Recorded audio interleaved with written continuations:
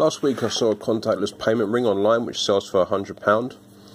After looking around I found a Bpay keyring that contains a SIM card which was £7 on Amazon. So I went up to Camden shopping, and inside the market downstairs there's a shop called Tribal who have a perfectly shaped ring for £7. This would be the ring. Very strong. I resized the middle of it using a sharp blade, as I have pretty big fingers, and I glued the SIM to the top after I scored up the top of the surface of it to get a bit of a better bite to it. Lastly, I've painted the top with clear nail varnish, which makes it a little bit more water resistant. If you prefer, you could paint it black, or you could glue a thin piece of coloured plastic on top to make it look like a stone. It fits okay, but if you prefer a lower profile, you should look for a metal ring with a flat surface going the opposite way, so going down the finger. This one goes across the finger, so like so. It works great in shops and on public transport. You just when you go to pay in a shop, all I would suggest is basically touching the machine, because as in like with your hand before you pay. The reason why is normally they'll actually wait for you to pull out a card or pull out a cash, and then there's an awkward silence, and then they're going to ask you, do you want to pay by card, do you want to pay by cash? So if you don't want to do that each time, like I said, just when you go to pay, just move the machine towards you a little bit, and they will normally switch the machine on, and then obviously you can fist bump the machine. On the buses you don't have that issue, because obviously you just touch it on and it works fine. I'm a biker, so for me this is fantastic, especially when it's raining and I'm stopping at a petrol station to get fuel, because obviously before I've got some pretty good gloves, but before the outside of the gloves would be wet. You've got to pull the gloves off, your hands are now wet, you've then got to put your hands through your pockets, now your jeans are wet, or your jacket pockets are wet, and while you try and find this, obviously, your bank card. Whereas obviously with this, again, you just walk in and just pay, and job done. So that's good. It's prepayment, so there's an app. The card's called Bpay. I think I already mentioned that. And there's an app, Bpay, on the Android store. There's probably one on the iPhone store as well, or whatever it's called. I don't use iPhone.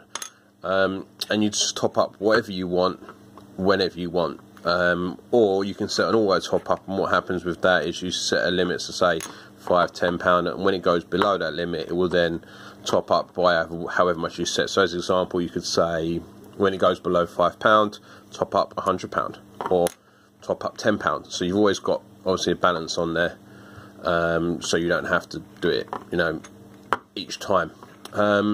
Other than that, other than paying for fuel, the nicest aspect of having this card like this, other than the fact obviously it's a lot easier to find and you don't have to go for your wallet each time to pay for things, is preloading my weekly spend. So what happens, obviously, if you shop on a weekend, if you're at work and you're shopping on a weekend, you might buy a few things during the day, on the Saturday and the Sunday, and then on the Monday, suddenly everything comes out, hits your account.